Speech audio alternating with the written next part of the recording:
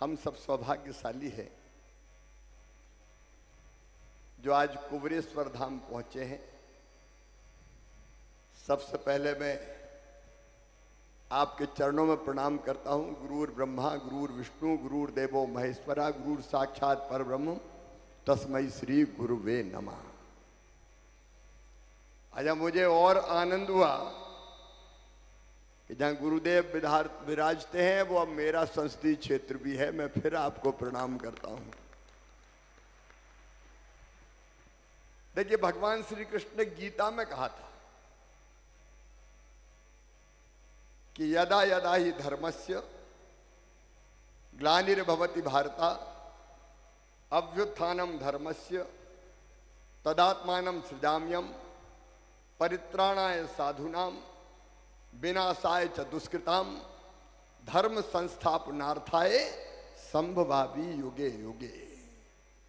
उन्होंने कहा था कि जब जब धर्म की हानि होगी, अधर्म बढ़ेगा, पाप अनाचार बढ़ेगा, तब तब धर्म की रक्षा के लिए, अधर्म के नाश के लिए, सज्जनों के उद्धार के लिए और दुष्टों के विनाश के लिए मैं बार बार इस धरती पर आऊंगा। मैं बार बार इस धरती पर आऊंगा। और आज मैं ये अंतर आत्मा से कह रहा हूं कि हम सब के गुरुदेव अगर इस धरती पर आए हैं तो भगवान की उसी इच्छा को पूरा करने के लिए आए हैं, अधर्म के नाश के लिए और धर्म की जय के लिए। देखिए, वैसे तो हमारे यहां कहा गया है सिया राम मैं सब जग जानी, लेकिन हमको दिशा देने का काम जो कर रहे हैं, हमारा जीवन धन्य हो रहा है। और आज तो महाशिवरात्रि है, महाशिवरात्रि। भगवान शिव शंकर के चरणों में प्रणाम। लेकिन याद रखना, बिना पार्वती मैया के पूजा के महाशिवरात्रि पूरी नहीं होती। शक्ति के बिना शिव भी अधूरे। और आशुतोष, भगवान शिव शंकर मतलब आशुतोष। अब मैं तो विद्वान नहीं हूं, हाँ भाव से भगवान का भक्त हूं। आशुतोष का मतलब जो बहुत जल्दी प्रसन्न हो जाते हैं, छोटे से प्रयास में ही प्रसन्न हो जाते हैं। देखो, भगवान भोले शंकर ओगरदानी फक्कड़ बाबा अगर बील पत्री चढ़ा दी तो भगवान भोले शंकर प्रसन्न। धन दौलत की जरूरत थोड़ी है। भगवान भोले का श्रृंगार करना हो तो कोई आभूषण नहीं लगते, भस्म रमा दे, शमशान घाट की भस्मी रमा लेते हैं। और श्रृंगार करना हो तो गहने नहीं चाहिए, सांप ही उनके गले के हार बन जाते हैं और उनका श्रृंगार हो जाता है। अगर भोग लगाना हो तो 56 प्रकार के व्यंजन नहीं चाहिए, भांग धतूरे के भोजन में ही काम चल जाता है।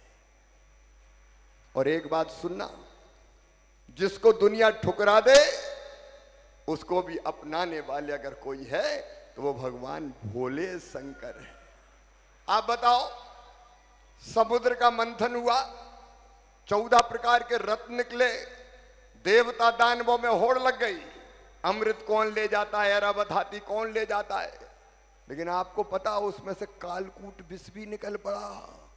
अब विष के प्रभाव से जब सृष्टि जलने लगी तो जहर कौन ले, देवता ले कि दानव ले। दोनों भाग गए कि हमारे बस का नहीं है, सृष्टि बचेगी कैसे। तो फिर सामने आए भगवान भोले शंकर और सृष्टि को बचाने के लिए जहर को भी पी गए, अपने कंठ में धारण कर लिया। और जहर के प्रभाव से उनका कंठ नीला हो गया, इसलिए नीलकंठ कहलाए भोले शंकर। जो जहर को भी अपना ले, जहर भी पी जाए। उनकी बारात, महाशिवरात्रि बारात की चर्चा के बिना अधूरी है। जब बारात चली तो देवता तो विमान सजा सजा के चल पड़े, लेकिन अकेले देवता नहीं है, भूत पिशाच प्रेत, कोई एक मौका, कोई बहुत मौका, कोई तो बिना ही मौका।